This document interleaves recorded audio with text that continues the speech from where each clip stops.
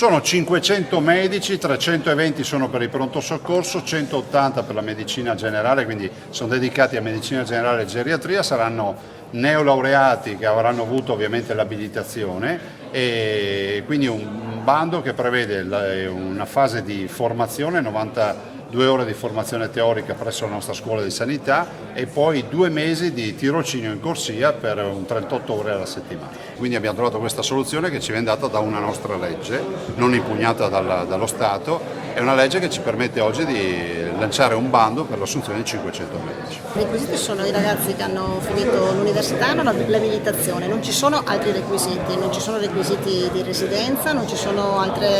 requisiti specifici, sono ragazzi appunto che hanno fatto un percorso di studio ben definito, che faranno un percorso formativo specifico, se è per il pronto soccorso è per il pronto soccorso, se invece per l'area internistica per l'area internistica, con anche una serie di attività pratiche e poi teoriche e con il tutoraggio, e quindi saranno formati dalla scuola di fondazione di sanità.